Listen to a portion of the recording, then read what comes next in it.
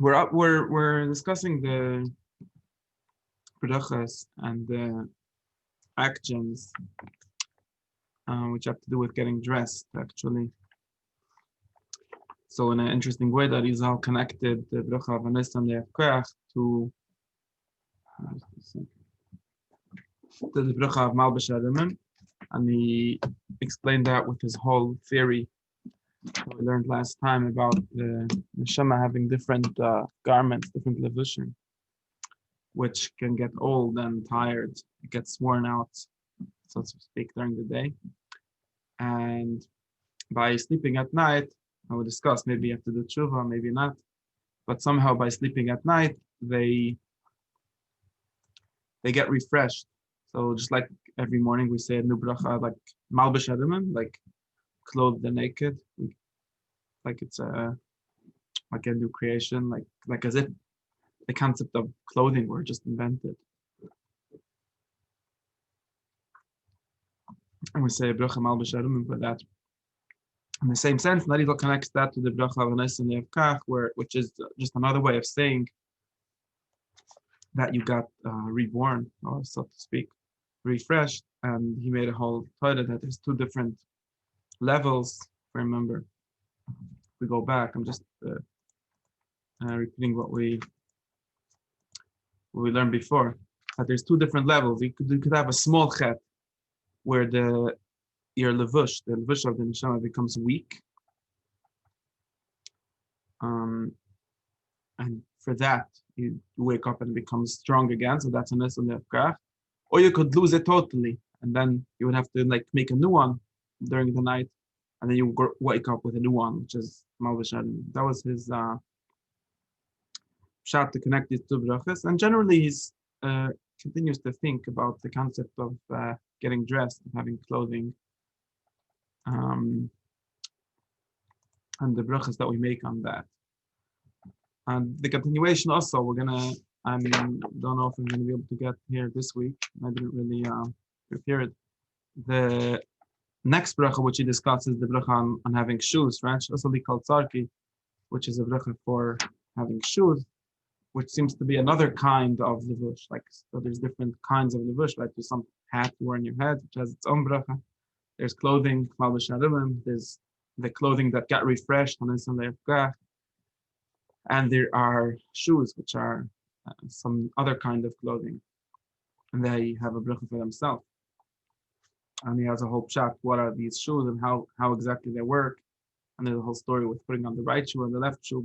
Maybe we'll get to that. I didn't put it in my slides, but we might get to that. But first, he has an idea. Basically, we had all of these ideas. We didn't quite explain what the malbushim are, like what kind of, since everything in the Arizal corresponds to something in Atzilus, and he wants you to actually think of the one in Atzilus, or at least connect with one in Atzilus somehow when you're putting on your clothing. Really, we should be asking, what is that? And we did know something before, and there seems to be different tradition, different levels of understanding in that. We did have one thing before. We discussed the concept of malbush. So that malbush is a Shem called Or Pnei El, the light of God's face. And he had a whole discussion of connecting that to the Shem El, different ways, different different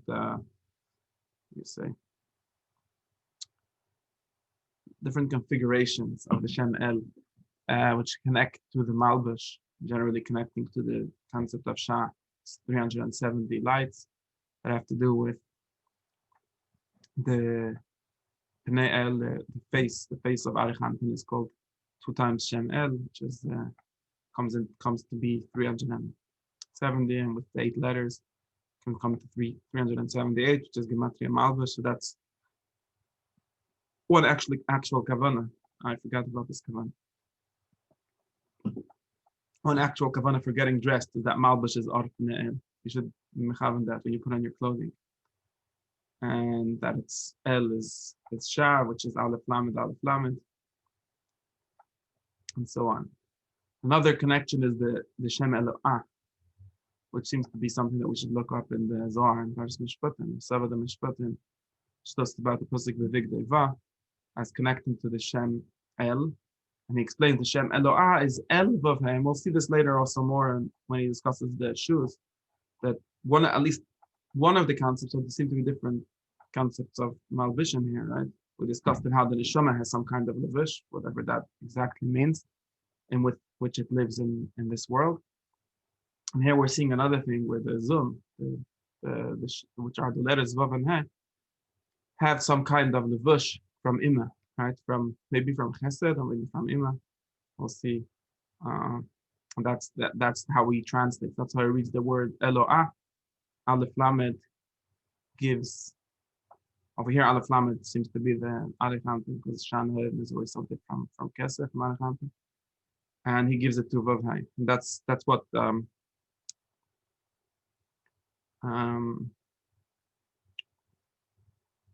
what another second pshat in the concept of El, Shem El, which is Chesed, which gets born in the morning, gives you new clothing in the morning. So that's one more thing. Now we have another thing, a third thing maybe, and it comes together with Hanhuga, with something to do. There's a third thing, maybe a third aspect, a third understanding in the concept of clothing, which it might connect to the previous ones and it might connect to the other ones, which we're going to learn later about, where he talks about shoes and different kinds of malbishim. But this is at least another way of saying it, which needs to be understood by itself. And it starts like this, and this is brought down in the Paskim and Simon Beis and Shulchan Aruch, others, the Mishnah Berurah, I think, even quotes it. It says, "Ein tov le'adam lilbash shten malbishim biyachad, v'oisa ken kosher ma'od l'shikha." He says you should not put on two layers of clothing, right? That's what I mean. Two layers of clothing at one time. And if you do that, you might become forgetful. And he actually, in the other places, he even says, like, if it's in the winter and you want to wear a jacket and a shirt or whatever people were wearing in his time, like put them on separately. Don't put it all on at once. And he said, and this seems to be something that Izal made up or discovered, I like to say. I didn't find any previous sources to the idea, but there's this obsession. Yeah, you could call it an obsession. Maybe it's a good obsession. But there's an obsession in halachic sources also, and even more so, possibly in Kabbalistic sources, about things that are kosher l'shikha. And there's a reason for this obsession, and I'll show you why. The reason is that Darizal says, this is a quote from Darizal in Shar HaMitzvahs, Pashas Veschanan, by the mitzvah of Talmud Torah. Darizal says that we need to understand the concept of forgetting things. It seems to be a big kasha on the whole idea of learning Torah. Because the way that Darizal understands the concept of learning Torah, and this is probably very close to the way the Rambam would understand the concept of knowledge, is that this is actually building parts of your soul, or connecting in Neshama, the way you're connecting your mind, the Neshama connects with God, or connects with Olam Atzilas, is through knowing. So in other words, like there's Tariag mitzvahs, which correspond to Tariag parts of your body, also Tariag parts of your soul, Tariag parts of the world. And by each mitzvah, the Torah can be said to be the elaboration, explanation of 613 mitzvahs, is kind of being mashlim, kind of perfecting, achieving all of these parts of that tzilus of the Shem Havayim, of the universe, which you need to understand, which you need to get. Now, from this understanding, in other words, when you understand learning Torah not as like something that you do, not just as something that you need to do, or achieving wisdom, achieving knowledge, not just like a mitzvah, okay, learn, don't waste your time, learn all day. You understand it also as something you want to actually get, you want to achieve. Forgetting seems to be a very big question on this. In other words, it seems to be the opposite of that. If you learn something and you forgot it, it's basically not in your mind, at least in some sense, right? And basically, you don't have it anymore.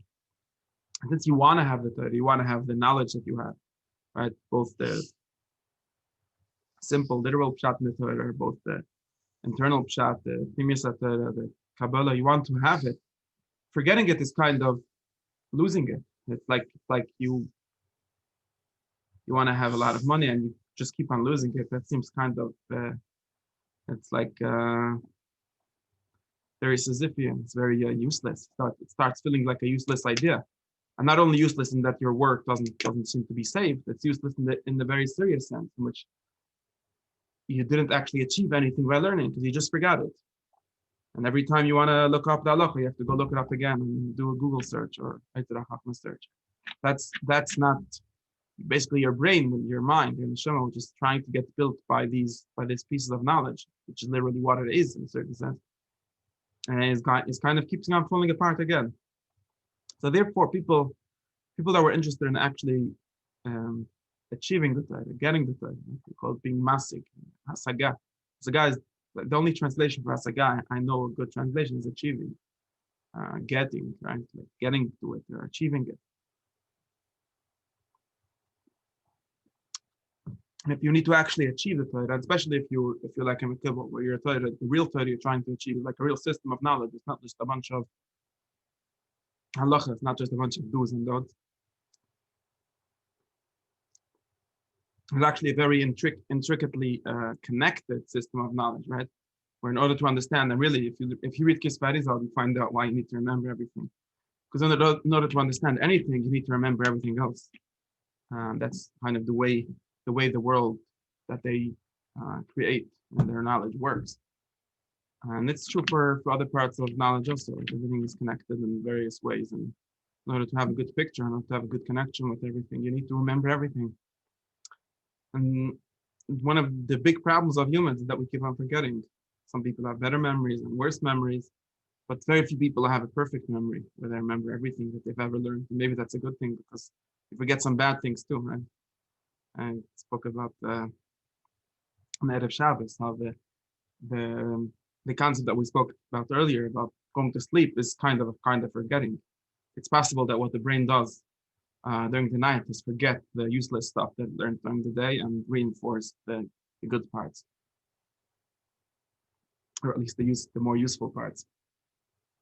So forgetting might be a good thing, but at least the things that you want to remember, like the Torah that you're trying to achieve, there's a huge issue in forgetting it. It seems like to make the actual act of learning more or less useless. And if you read, for example, Shulchan Aruch Harav, the Balatanis Shulchan Aruch and Hilchos Talmud Torah is very worried about this, and he talks about it being mamish issa. There's a mitzvah loisasev, that you should not forget any devat Torah that you learn. And according to him, that means that any second that you spend not hazarding, not working on to remember, you're kind of over on that issa, and it's like mamish chayav misa and so on. And of course, some other person say that this is unreasonable, that can't really be, and so on. But I think it's really coming out of this internal understanding of what learning Torah should be, and it's kind of open about it in Torah. It's coming out of understanding that learning should be something that becomes a part of you, becomes a part of your soul, becomes a part of your knowledge. And forgetting is like losing a part of yourself, like losing a part of that part of your soul, which is trying to achieve Adam Hatzidus, trying to achieve the Shem Havai, trying to achieve God by knowing all there is to know about the Torah, which is another way of saying knowing all there is in the universe to know. And forgetting is a huge issue, and that also leads you to not being able to understand everything, and also means that it's futile to learn. And that is all. Has a pshat, and over there he says, and it's also quoted in Shulchan Aruch Harav, that he says that there's since understanding Torah, since knowing Torah is actually connected to levels of your soul, so he refers back to his concept that he learned from the Zohar in many places, that a person is not born with all the soul, all the neshama that he is to have. He is born with only one part called nefesh. And when he learns more, he gets another part called ruach, and then he grows more, and he gets another part called neshama. And the Rizal says that since you only have the level of nefesh, you're gonna have to forget, because the level of nefesh is a level of a forgetful level. It's a forgetful kind of neshama. It's a forgetful part of your soul. It's kind of lasts for a day and then disappears. But what he says is, and this is like his chizuk, his not really chizuk, it's showing how it's not futile, it's not useless, the work that you do. is that when you're gonna achieve the next level, when you're gonna maybe listed lava, maybe basically when you're gonna achieve the next level, which maybe I guess very few people get to, when you're gonna get to the level of the ruach or the level of the neshama, so all of the little parts that you forgot are going to come back to you. They don't actually get lost. So all knowledge that you achieve, every bit of knowledge that you achieve, it does something, and maybe you don't have access to it. It would be the way he says it, but it's possible to get back to it. You have to think if memory could work like that, or just possible on a spiritual level. Anyways, and over here he says some, and so that's to explain why shikha is something very worrisome for Darizam, for people like him. And if you read the different diaries and different sgulas, when a sgula is always the thing that people are worried about, right? If you'll read the I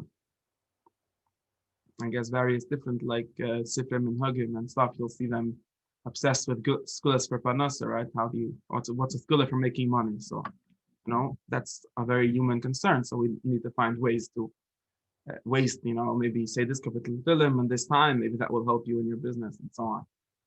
And for people that whose business is is to achieve wisdom, is to achieve knowledge, then the skulas that they're going to be worried, well, whether they're natural, whether they're supernatural, whatever they are, they're going to be obsessed with how do I actually not have my knowledge go to waste, have it not being forgotten. So you find them very, very much interested in figuring out. There's actually chudam from Darizalma, different ways which are supposed to help for achieving zikaron, zechira, he calls it. And according to that, he also figured out different parts we already have in earlier in the Talmud, different peskim, I guess, different things that they say are kosher l'shikha, different foods that you might not eat, or different activities.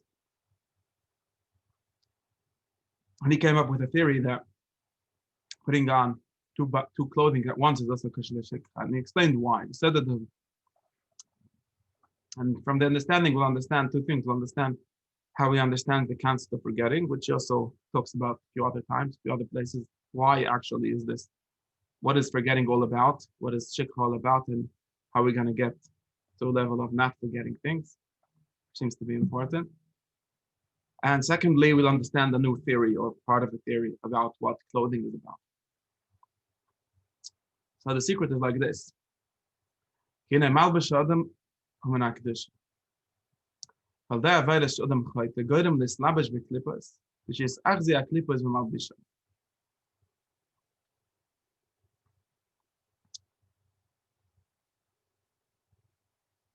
So first of all is what we have already seen apparently, which is that a person, just like his body has clothing, has garments, his soul seems to have, and they in the language of Arizal, they are mislabish, which is the right place to use that language. They are enclosed, or we say they express themselves, or they reside in the actual clothing of the person. So, right, for example, it's very simple to see that, for example, on Shabbos and Yom Tov, you have nicer clothing, and we talk about that being connected to you having a nicer neshama. Neshama Yisrael on Shabbos. Obviously, the soul isn't something that you can see, and it might be not as useful because of that. But the nevushim of the soul, the garments of the soul, is something that you can see, and it gets seen. It shows itself on the actual clothing that you wear. The malbas harimim of Shabbos is a different kind of malbas harimim of weekdays, and so on. Sorry. And in the same sense, when you have a virus, when you have different bad things, your clothing are going to start becoming ugly, as we have the famous nevuah of Yeshua Kohen HaGadol, which had dirty clothing, which symbolized his children sinning and so on.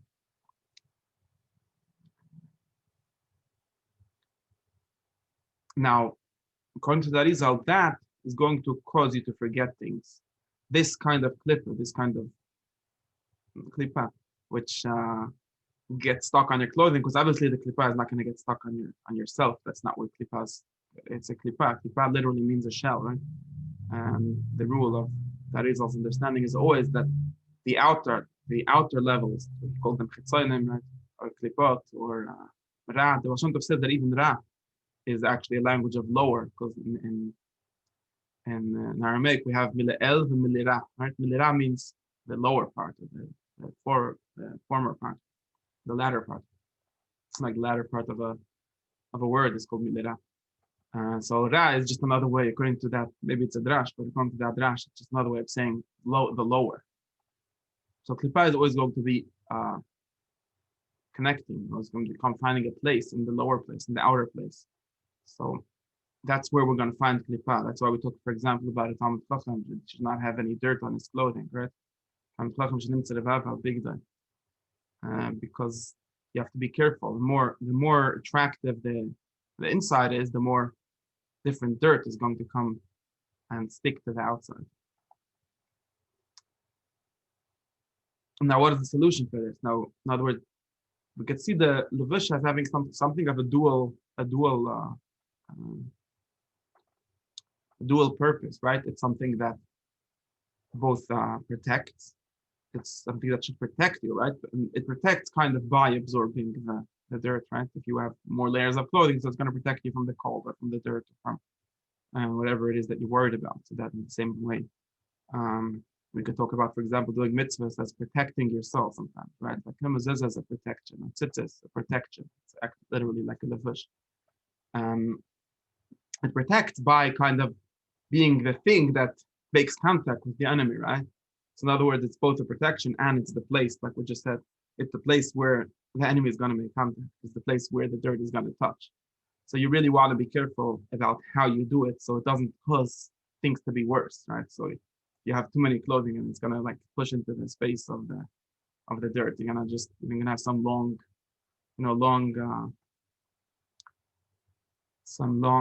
dress, like with a big train. It's just going to get very dirty if you don't have someone to run after you and make sure that it doesn't get dirty.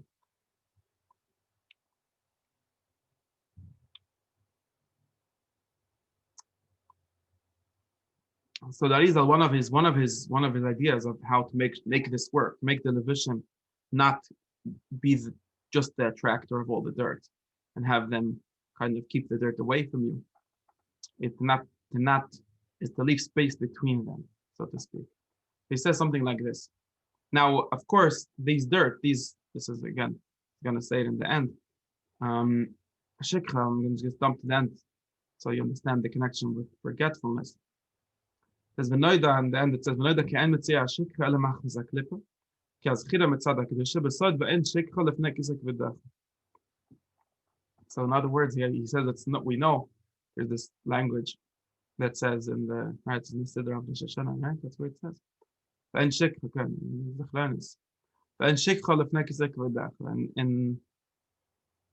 in the holy space, in God's space, there's no forgetfulness. That's kind of obvious because God must have a perfect memory. If there's something that has perfect memory, it's God.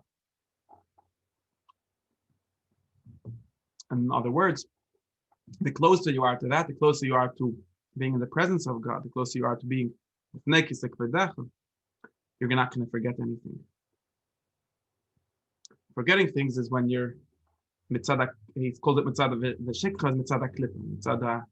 It's kind of the definition. So this goes back to a different another thing. But the kind of the definition of klipa is forgetting. Because what do we even mean when we say that you're further away from the source, further away from the face? That he sometimes talks about shikha as being the achraim, the back. So the face is always going to be zikaron. That is has the remes that. Different shemes, that the zecher is gematria ab kasur, which is the punim of abavim, and the achraim of abavim is gematria tishka, which is those same shemes b'achraim. So, in other words, when you turn your face on the light, on the kedusha, that's when you have shikha, that's when you have forgetfulness, and it kind of makes sense because zikaron basically means being in front, being before the knowledge, being before the truth. And as long as you're before the truth, you're not forgetting it. It's kind of the existence. He kind of connects the remembrance of the thing to the actual thing existing. That's how he sees it, like generally, Kabbalah might think to see epistemology as an ontology. In other words, if you're forgetting God, that's another way of saying you're turned away from Him, or you're further away, or you're further down the Seder Shtalstus, right? You're further down the line, you're far away, or you're outside of the clothing already, right? So you're in the wrong place. And there's no shikha. So the more you give space to a klippa, the more you give, and you don't have a way to push away the klippa. In other words, to keep things internal, to keep things where they are, you can have more forgetfulness, more shikha. If a person would have been in all the time, he would not be forgetting anything. That's the basic idea, because these things go together. Being in the presence of the truth would mean that you remember the truth, and therefore any part of the truth that you want to get will just right away stick to you. It won't fall apart. It won't get disappeared. It won't get forgotten. Being forgotten is a very bad thing.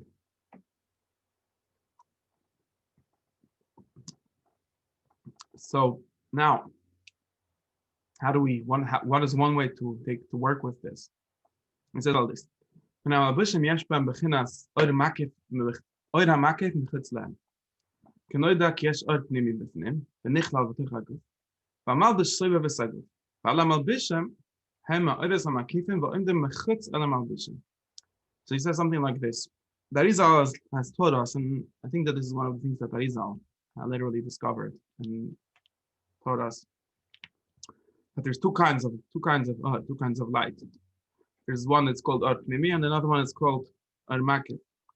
And that is explained how does this work, and this is based on the Zohar that says that the Or and Sof is inside of every sphere and outside of every sphere, right? So in the largest terms, this is like Malak Kalam and Basiv Kalam. God is inside everything and around everything, and also in the middle of it, like in the wall. Right? That's a third level.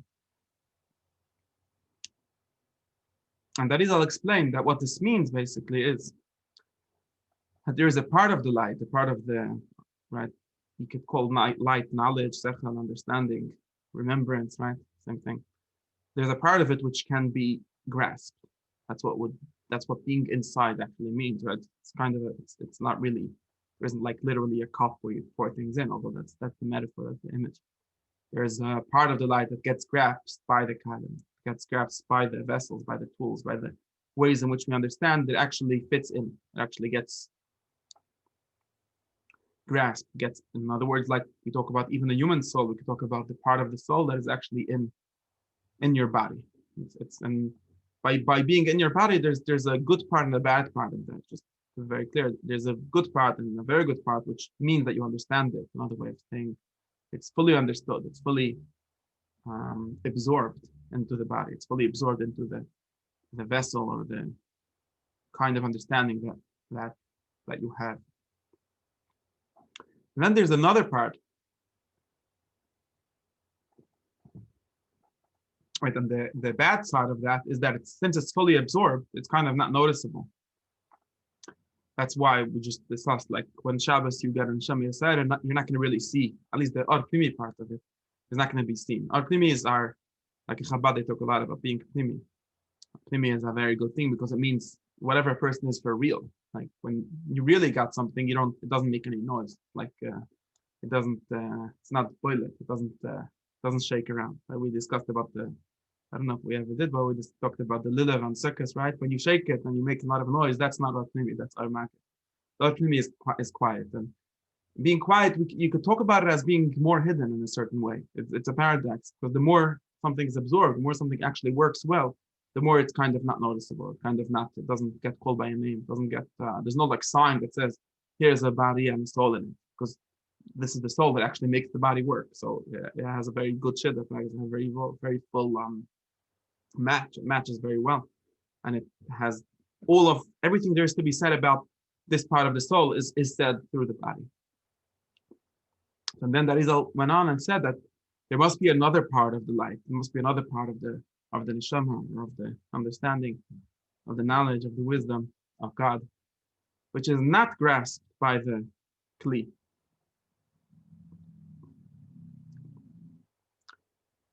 There's a part of the soul which is not grasped by the body, which is not internalized by the body. It can't be internalized in the body because it's actually much greater than the body. It's actually much greater um, than like the muscle and the concept in which it's understood, in which it's grasped.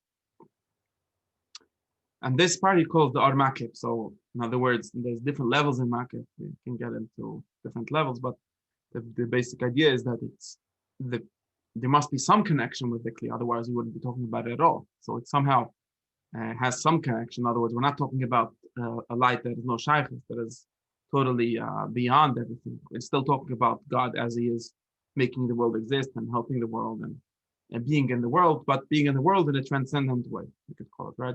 In a way of being around it, kind of. In other words, if you look at his example of a Kli, like, or of the body, you look around the person's body, not inside it, you'll see the Armakiv of the Nishma. You can't actually see it, but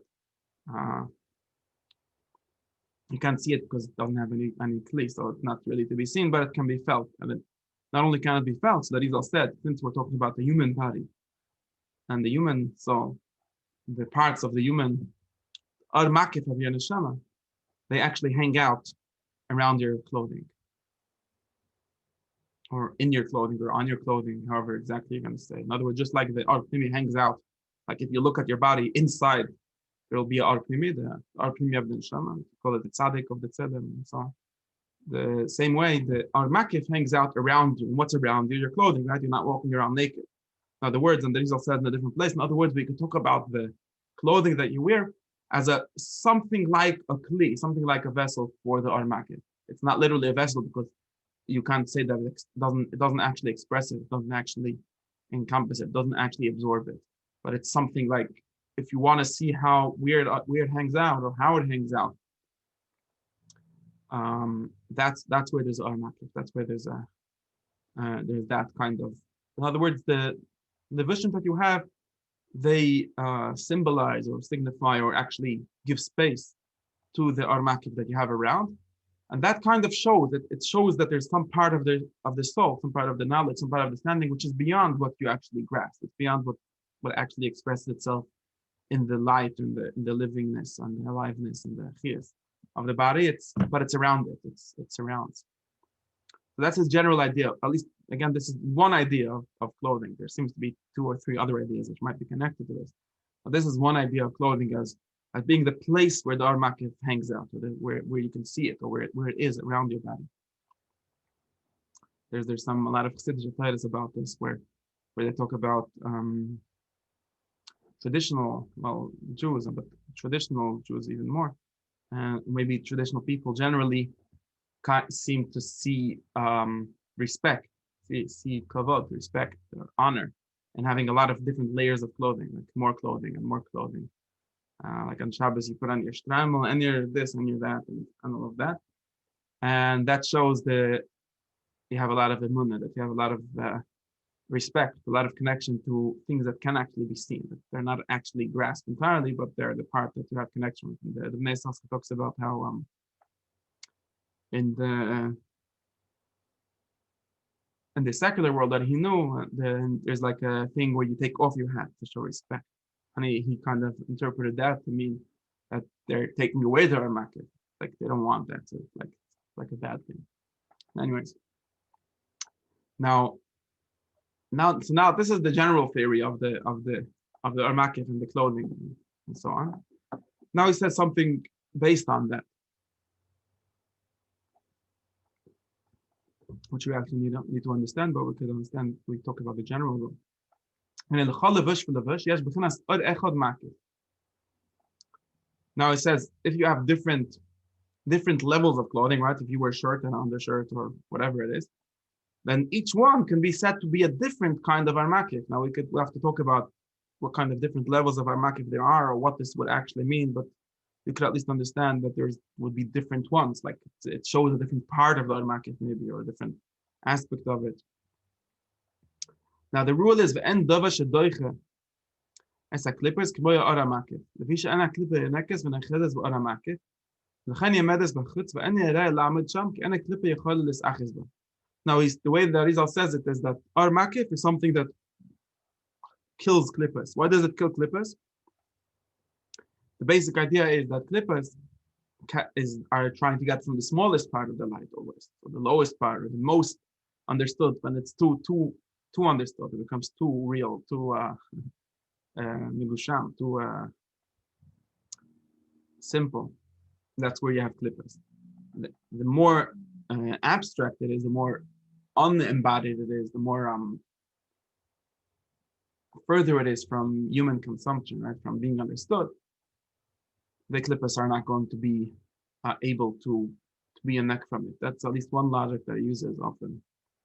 Therefore, he says this is why, this is actually how, or this is actually one of the ways in which your clothing are protecting you from the armakif, from the klippas, from the forgetfulness, because they protect you by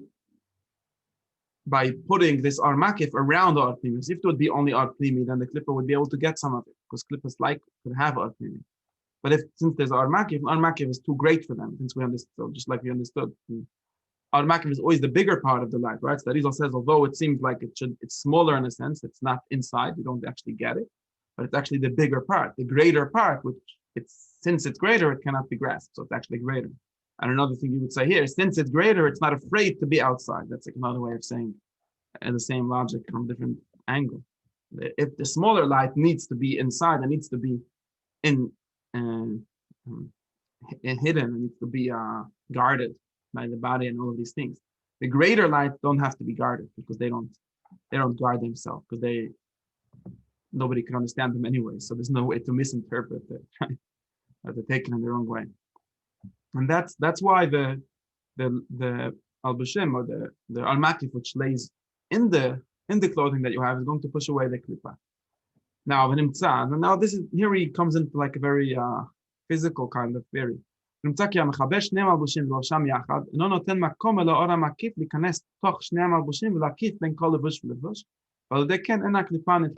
he says something like this: if you're going to put on two clothings at once, you're not kind of giving space, like, since each level of clothing seems to have its own level of armakif to present it, which belongs to that level.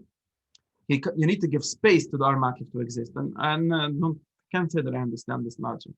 I never understood it correctly, and I could give shots and shetlach about it, but I don't really understand it.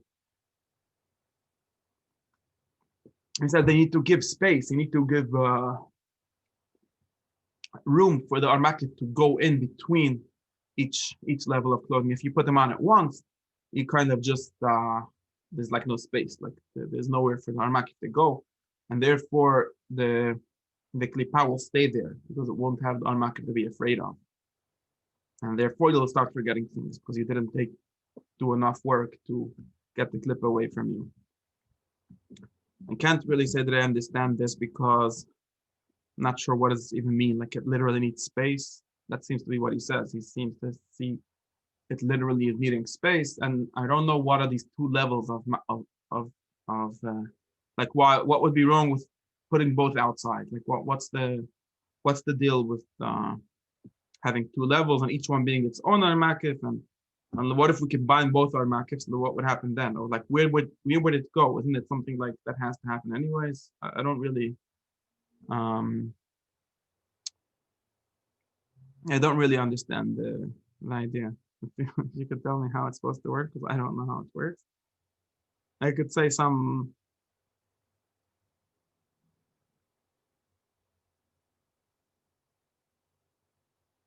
pshat where I could say two different pshatim on this, which kind of converge on the same idea, which are that number one, he seems to be saying that jumping levels is dangerous. It seems to be saying that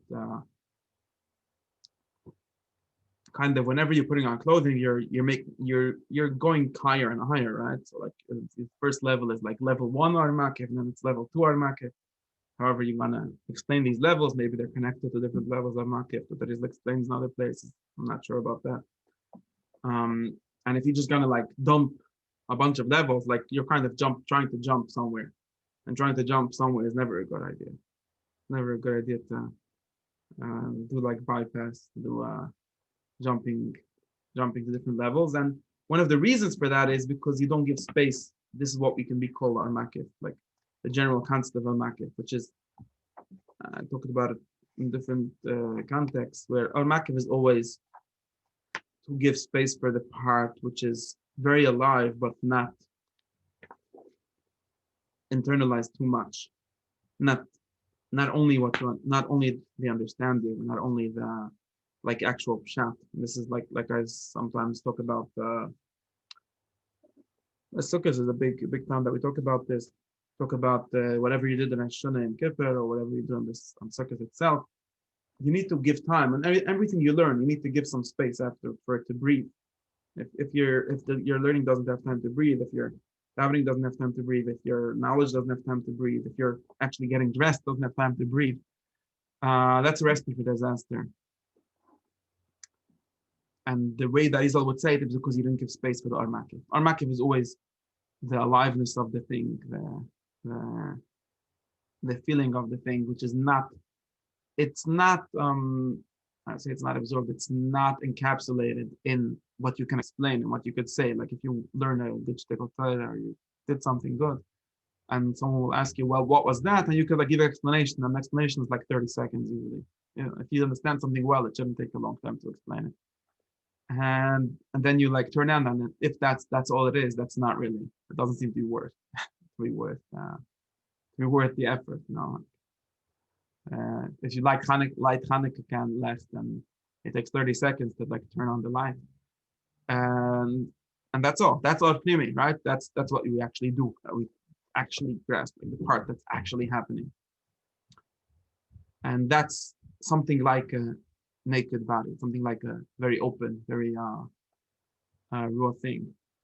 And if you like give some time around it, and the things around it are always going to be lesser things. Like it could be a minhag, like we talk about the minhag of making a kafis at some kafir, or making a kafis with the lila, or make a kafis every morning, like that is what sometimes said, or like that the Baal Shem Tov said, say the Hinoyam 7 times around, like after you light your Hanukkah left. And that's like some kind of like waiting around, but just turning around the thing, like makif, turning around it, and that gives a lot of space for the. That language might be the best. It gives our makif, which pushes away the klipa, which always comes to take away the good things. So that's one understanding, and that's very much connected with not like going right away to the next level. If you like make some kind of pause or some kind of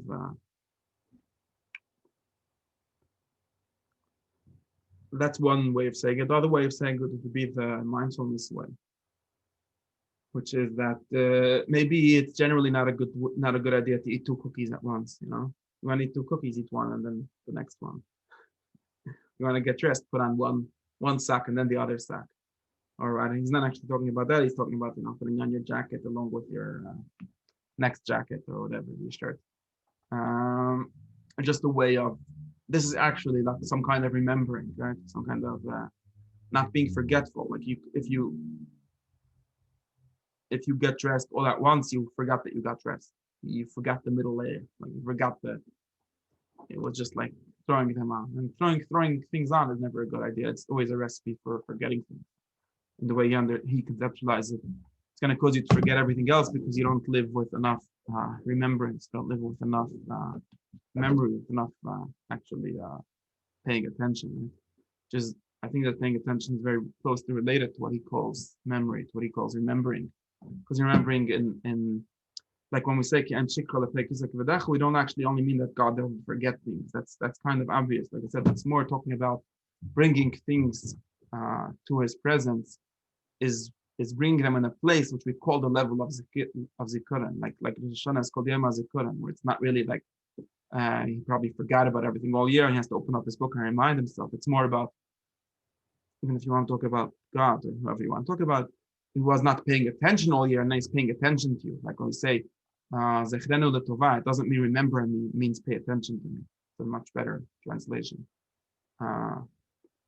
It's the same thing as forgetting. Something that's forgotten is something that you're not paying attention to, and something that you're remembering is something you pay attention to. It's an active mind, it's an active intellect, as the other people used to call it. And therefore, putting on 2 things at once is a kind of forgetfulness, a kind of not paying attention, which seems to be very much connected in his way of understanding to forgetfulness in general, which is klipa, which is connected to the klipa or comes from the klipa. So these are two I don't know if they're midrashim or pshatim or ways of understanding this. I still don't think it's literally what it says, but it's at least might be helpful ideas to connect with this piece. I guess that's the end of this class.